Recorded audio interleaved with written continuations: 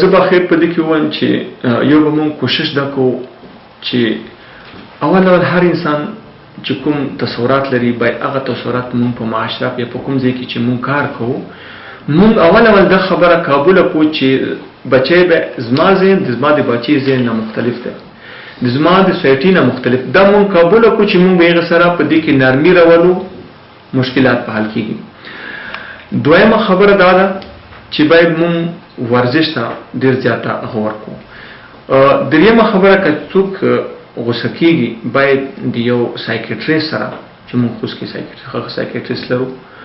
لکه عبدالوهاب صاحب مونږ لرو ډاکټر عبدالوهاب نور مونږ لرو باید د خوست خلک لپاره ما دا چې دې سره باید نږدې کتنه وکړي ورشي د خپلې مسلې د کورنۍ مسلې ورسره وښیي چې زه دا مسلې لرم نو کولی شي چې د دې د مسلې یو حل وروښیي. سایکیټریست لکه زمونږ عصبي ناروغۍ ماهر چې څومره دا مونږ سره ذهني نه جوړېږي یو عضوي نه جوړېږي چې مونږ داخله ډاکټران په عضوي نه جوړېږي کې کار کوو لکه یو زړه خراب شو معده خرابه شوه نو هلته مونږ کار کوو. دویمه خبره دا ده چې د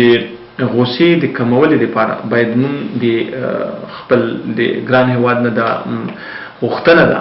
چې د دې لپاره ځینې سنټرونه خلاصېږي چې په خارج کې شته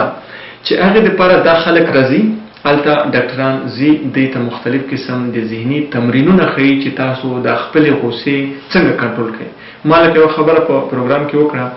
چې هر انسان یوې ګنټې لپاره خاموش شي په ګنټه کې یوه منټ لپاره خاموش شي بخښنه غواړم چې دا سوچ وکړي چې دا زما ذهن کې د ماحول کې چې غیر نورمال حرکتونه کېږي دا زما مسله ده او دا زه څنګه نرمي اختیار کړم چې د دې سره زه په ښه ډول وچلېږم. هره منټ کې چې مونږ دا پرې تمرین کوو نو مونږ به یو وخت دې حد ته ورسېږو چې مونږ به غوسې کنټرول کوو. دویم چې مونږ هره شپه سملو باید یو ډایري ولرو چې زه خپله کوو د سهار نه تر ماښامه پوره کومې غلطۍ چې مونږ کوو باید مونږ یې نوټ کړو چې ما نن کومې غلطۍ وکړې او د کومې غلطۍ چې وشوې د ولې وشوې د علت څه دی سبا دپاره دا غلطۍ باید زه بیا ونه کړم.